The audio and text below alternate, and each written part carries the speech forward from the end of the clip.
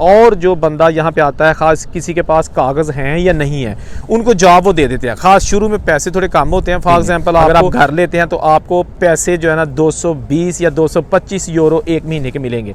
अगर घर नहीं लेते तो 425 यूरो एक महीने के मिलेंगे। तो इसलिए कहा जा रहा है कि जो लोग हैं ना ज़्यादातर वो ऋषि सुनक को सपोर्ट नहीं कर रहे। उनका मोस्टली जो है ना वो 200 यूरो महीने का है, और उसके बाद खाना वो शेयरिंग में करते हैं। तो यूके में अगर असाइलम करते हैं तो वहाँ थोड़ा सी सख्ती हुई है आजकल। इसके साथ साथ फ्रांस में जो है ना आप पेपर्स बना सकते हैं, गोरी से शादी कर सकते हैं। खा आप यहाँ पे लीगल हैं या इलीगल हैं, आपके पास कोई डॉक्यूमेंट्स है, रेसिपेसी है या नहीं है। अच्छा, यूके अच्छा मुल्क है या फ्रांस? बहुत सारे लोगों ने ये सवाल किया था कि थोड़ा सा कंपैरिजन करके बताएं कि अगर हम यूके जाना चाहते हैं तो वो ठीक रहेगा, या हम फ्रांस में सेटल होना चाहते हैं तो वो ठीक रहेगा, जॉब के हवाले से, तालीम के हवाले से, पेपर्स बनाने के हवाले से, और वहाँ पर रहाइश और अखराजात के हवाले से, और कितनी आप बचत करके अपने मुल्कों में वापस भेज सकते हैं। तो जल्दी से आपके साथ वीडियो शेयर करते हैं। इस वीडियो बनाने का मकसद ये है कि अगर आप समझते हैं ना कि मैं आपको डिमोटिवेट कर रहा हूँ, तो ऐसा नहीं है, हकीकत बताऊँगा।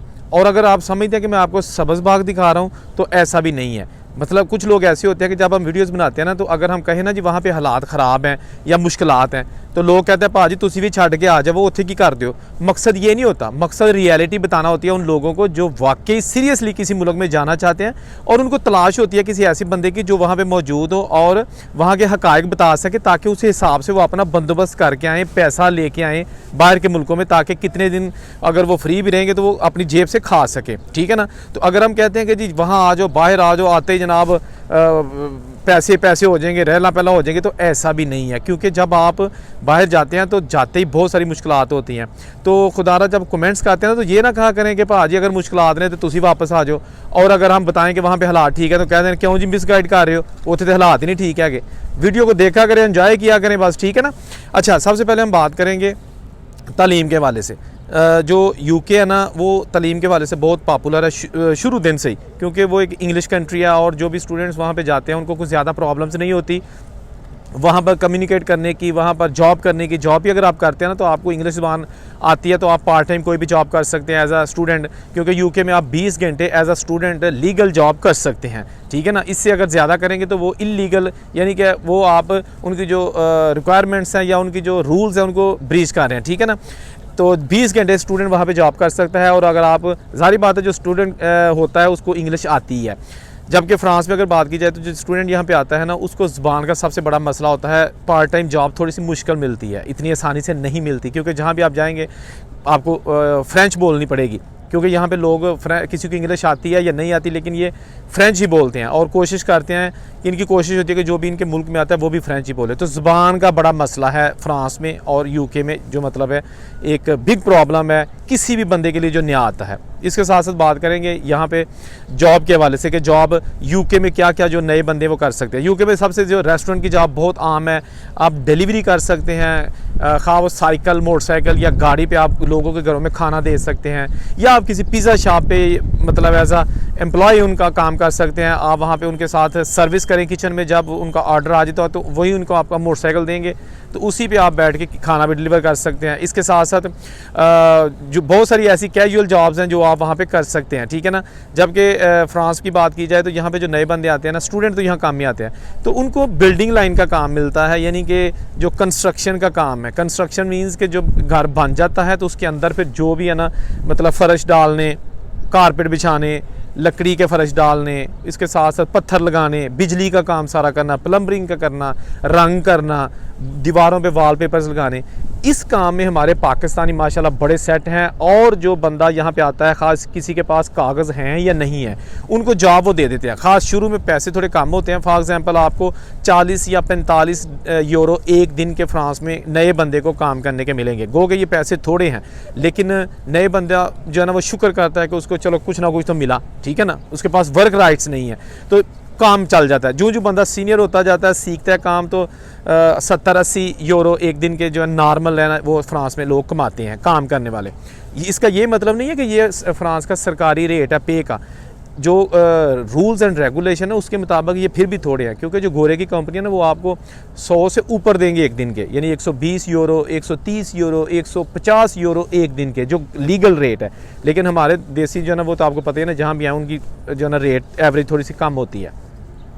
इसके साथ साथ यहाँ पे जो है ना फ्रांस में अगर आप घर लेते हैं, ठीक है ना, फैमिली के साथ शहर से थोड़ा बाहर, तो आपको 500-600 का कम से कम शहर जो देहात वाली साइड है ना, 600 तक जो है ना वो एक बेडरूम का, living room, kitchen, single apartment एक बेडरूम का 500-600 तक मिलेगा। अगर 2 बेडरूम का लेना है तो 800-900 तक मिलेगा। और अगर शहर के दरमियान में कहीं लेना है बड़े शहर में, तो वो 1200-1400-1600 यूरो एक महीने का उसका रेंट हो सकता है। रैदर दैन अगर आप यूके की बात करें तो वहाँ पर इंग्लैंड जो है ना वो बहुत कॉस्टली है, सॉरी लंदन सिटी जो है ना बहुत कॉस्टली है। लंदन में आप घर लेंगे ना तो आपको 1700-1800 यूरो पाउंड से जो कम नहीं मिलेगा, और पहले नंबर पे घर मिलना भी बड़ा मुश्किल है वहाँ पे। इसके साथ साथ अगर आप वहाँ पे रिमोट एरियाज़ मिलेंगे तो वो भी आपको 1000 पाउंड तक जो है ना मिनिमम आपको एक घर 900-1000 पाउंड एक महीने का रेंट है। आप देख सकते हैं कि कितनी महंगाई है बाहर के मुल्कों में। इसलिए अगर आप सिंगल बंदा है तो वो तो शेयरिंग में रह सकता है, उसका खर्चा कम है। जैसे कि फ्रांस में शेयरिंग में जो लड़के रहते हैं, एक घर में कई लड़के रहते हैं, तो उनका मोस्टली जो है ना वो 200 यूरो महीने का है। और उसके बाद खाना वो शेयरिंग में करते हैं तो 100-150 वो डिपॉजिट करवा देते हैं उनके पास। अगर वो उसमें सामान ले आते हैं, खाते पीते रहते हैं, अगर ख़त्म हो जाए तो थोड़ा सा और भी दे देते हैं। बहरहाल ये है कि एवरेज जो है ना फ्रांस में वो 150-200 खर्चा हो जाता है। इसमें सिगरेट नहीं है, इसमें आप एक्स्ट्रा फल शल खाते हैं या कॉफ़ी पीने निकल जाते हैं, वो चीज़ें शामिल नहीं है। वो है जो जस्ट रोटी रोज़ी है, ठीक है। यूके की बात की जाए तो वहाँ पर भी अगर शेयरिंग में आप रहते हैं तो आप मुनासिब तरीके से रह सकते हैं। खा आप सिंगल हैं या आप स्टूडेंट हैं या वर्क परमिट पे गए हुए हैं, लेकिन आपकी बेगम नहीं है, बच्चे नहीं हैं, तो बड़ा ठीक हो जाएगा माहौल। लेकिन अगर बच्चे हैं तो फिर बड़ा प्रॉब्लम्स है। ग्रॉसरी है वो बहुत एक्सपेंसिव हो चुकी है पूरी दुनिया में। यूके में तकरीबन जो वीकली एक कपल यानी एक जोड़े का जो ग्रॉसरी का खर्चा है ना, घर का, किचन का, वो तकरीबन 60 पाउंड एक हफ्ते का जो है ना वो लग जाता है, ठीक है ना। तो इस हिसाब से आप देख लें कि कितना जो है ना वो हो सकता है। इसके अलावा आपने वहाँ पे रहना है, खा फ्रांस है या यूके है, वहाँ पे रहना है, बसेस के किराए हैं, ठीक है ना, वो भी फ्रांस में तकरीबन 50 यूरो एक महीने का कार्ड फिल होता है। उसमें आप अनलिमिटेड राइड्स उस सिटी में जो है ना वो कर सकते हैं, बस, ट्रांसपोर्ट यानी जितनी भी है लोकल ट्रांसपोर्ट। तो इसके साथ साथ यूके में अगर असाइलम करते हैं तो वहाँ थोड़ा सा सख्ती हुई है आजकल। असाइलम सीकर्स के लिए हालात काफ़ी ख़राब है, ठीक है ना। बेसिकली तो उनको घर भी दिया जाता है, लेकिन आजकल उनके पास घर भी नहीं है, ठीक है ना। तो असाइलम सीकर्स को पैसे भी दिए जाते हैं, लेकिन उनके पास ज़्यादा आप जो है ना वो उनको अकोमोडेट नहीं कर रहे। बल्कि रिसेंटली खबरें आई थी कि जो असाइलम सीकर्स हैं यूके के, उनको रवांडा भेजा जा रहा है, यानी कि रवांडा अफ्रीकन मुल्क है, वहाँ पर भेजा जा रहा है ताकि वो वहाँ पर रहें जब तक उनके केसेस चलते रहते हैं। तो ये अभी भी ये काम चल रहा है, लेकिन अभी यूके में इलेक्शन आ रहे हैं 4 जुलाई को। तो उसके बाद अगर ऋषि सुनक जो कि रिसेंटली प्राइम मिनिस्टर हैं वहाँ के, वो जीत जाते हैं, उनकी पार्टी जीत जाती है, तो वो कह रहे हैं कि हम ये जो रवांडा सिस्टम है ना, यानी कि असाइलम सीकर्स को रवांडा भेजना, इसको हर सूरत भेजेंगे। लेकिन इसके अलावा जो लिबर पार्टी है वो कहती है कि नहीं, हम इसको जो है ना बिल्कुल इस बिल को ख़त्म कर देंगे, हम किसी को रवांडा नहीं भेजेंगे। तो इसलिए कहा जा रहा है कि जो लोग हैं ना ज़्यादातर वो ऋषि सुनक को सपोर्ट नहीं कर रहे। अच्छा, यहाँ पर अगर बात की जाए असाइलम की फ्रांस में, तो फ्रांस में अगर असाइलम करते हैं तो यहाँ पास होता है या नहीं होता वो अलग बात है, लेकिन फ्रांस में सहूलियत आपको ज़्यादा है। यानी कि यहाँ आप आते हैं, आपका इंटरव्यू होता है, तो आपको कहते हैं कि जी आपने घर लेना है कि नहीं लेना। अगर आपने घर लेना है तो घर भी देंगे और इसके साथ साथ फिर पैसे भी देंगे हर महीने। अगर आप घर लेते हैं तो आपको पैसे जो है ना 220 या 225 यूरो एक महीने के मिलेंगे। अगर घर नहीं लेते तो 425 यूरो एक महीने के मिलेंगे, ठीक है ना। लेकिन असाइलम करने का ये होगा कि आपको काम करने की इजाज़त नहीं होगी। फ्रांस में अगर असाइलम करते हैं, अजील करते हैं, तो काम करने की इजाज़त नहीं होती, आप काम नहीं कर सकते। लेकिन उसके बावजूद लोग जो है ना वो चले जाते हैं टैक्स के बगैर जो काम होता है, यानी कि रंग रोगन का काम करने, थोड़े पैसों लगे रहते हैं। गवर्नमेंट भी पैसे देती है और वो अपना भी सर्कट चला लेते हैं, इसलिए उनका गुजारा हो जाता है। इसके साथ साथ फ्रांस में जो है ना आप पेपर्स बना सकते हैं, गोरी से शादी कर सकते हैं, खा आप यहाँ पे लीगल हैं या इलीगल हैं, आपके पास कोई डॉक्यूमेंट्स है, रेसिपेसी है या नहीं है। अगर गोरी के साथ आप यहाँ की रेजिडेंट जो लड़की है उसके साथ शादी करते हैं तो आपको डॉक्यूमेंट्स बनाने का मौका दिया जाता है, ठीक है। इसके साथ साथ यूके में भी ऐसा ही है। कुछ ऐसे कंट्रीज़ हैं जहाँ पर अगर आप इलीगल हैं और लड़की से शादी करते हैं तो वो आपको कंट्री आउट करना पड़ेगा, यानी कि केस किसी और मुल्क में जाकर अप्लाई करना पड़ेगा, जैसा कि ऑस्ट्रेलिया। अगर आप वहाँ पर इलीगल हैं या आपके पास रेफ्यूजी स्टेटस है और आपकी शादी किसी गोरी से होने वाली है या आप कर लेते हैं, लेकिन उस वक्त तक आपको वो जो है ना आपका इमिग्रेशन में केस शादी का नहीं चलेगा जब तक आप उस शादी को यानी कि कंट्री आउट नहीं करेंगे, किसी और मुल्क जाके केस नहीं अप्लाई करेंगे। तो फ्रांस में ऐसा नहीं है, यूके में भी ऐसा नहीं है। अच्छा, अब बात करेंगे कि बचत। देखिए, बचत तो ये है कि अगर आप लग्जरी लाइफस्टाइल रखते हैं, शहर के मेन एरियाज़ में रहते हैं, तो बचत कम होती है। अगर आप अपना जहन इस्तेमाल करते हैं कि यार मेरी बचत पैसे इतनी है, कमाई इतनी है, ख़र्चा इतना है, मैंने इतने बचाने हैं, इतनी मैंने फ़ीसें देनी है, तो ज़ाहिर बात है लोग थोड़ा दूर रह लेते हैं और वहाँ पे चीप रह लेते हैं, ठीक है ना। तो आप जब भी आते हैं ना, शुरू में बेशक आप पाकिस्तान में भी रहते हैं, देखिए अगर आप लाहौर छोड़ के कराची जाते हैं ना, तो प्रॉब्लम्स होती हैं वहाँ पे, घर लेना, वाक़ियत बनानी, जॉब्स लेनी, वहाँ पे सारा सिस्टम देखना।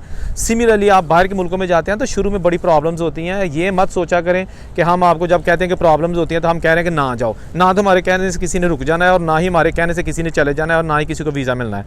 बहरहाल बात यह है कि आजकल यूके का वीज़ा थोड़ा मुश्किल हुआ है, क्योंकि यूके के हालात काफ़ी सख्त हैं, यूके का वीज़ा मिलना थोड़ा सा मुश्किल है।